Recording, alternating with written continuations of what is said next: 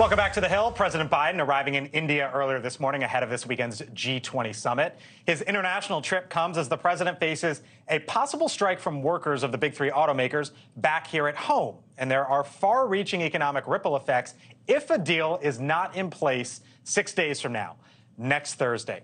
Julia, we see the president arriving overseas today, G20 Summit. What does he hope to accomplish here? Look, the first priority is obviously strengthening, I think, U.S. and Indian ties right now as we see China really growing its influence in Asia. We know that India is obviously concerned about that. But you also have the U.S. continuing, obviously, to have this, I don't want to say Cold War, but tension with Russia at a time when India says it's disappointed that Russia didn't show up to this. So, I think Biden's trying to definitely maneuver U.S. relations with India in a way that obviously works for his administration. It also comes as, the Biden administration has been somewhat critical of India on the record on human rights and journalism. Biden knows how critical this is. And President Xi from China not going is actually to his benefit. He can meet with people he needs to who are all together at a summit that China convened when China's trying to draw them to their side. But if there's Modi,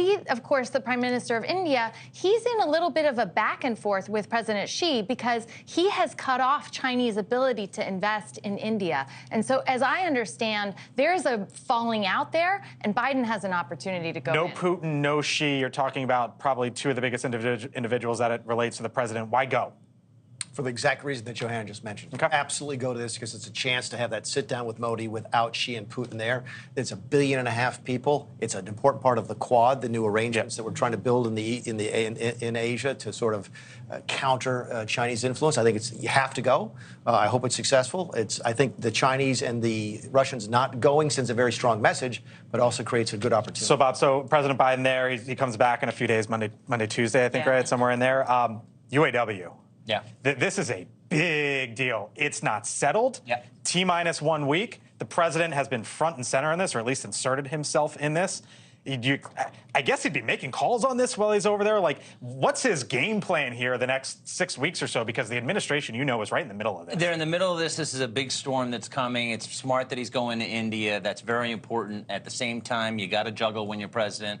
This could be disastrous for the White House. So he should be making phone calls. You've got the potential shutdown. You've got a potential fight against the speaker. This is going to be a very messy month.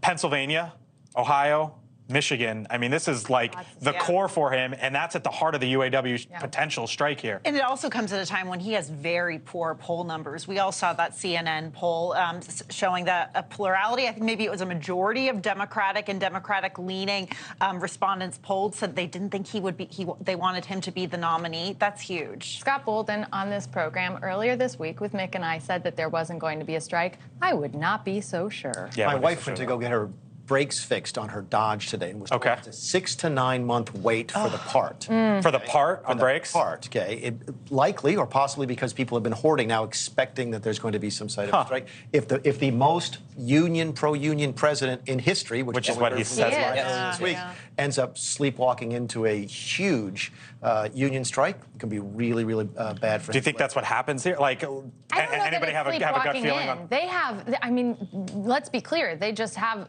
appointed someone new to take over their labor relations. I expect that they know what's going on, but they want them to be able to press for not just higher wages, which we were talking about, but some of the benefits and some of the necessities that they need, whether it's air conditioning or the other elements. Thanks for watching. Go to newsnationnow.com to find NewsNation on your television provider. And don't forget to subscribe. Click the red button to get more of NewsNation's fact-driven, unbiased coverage.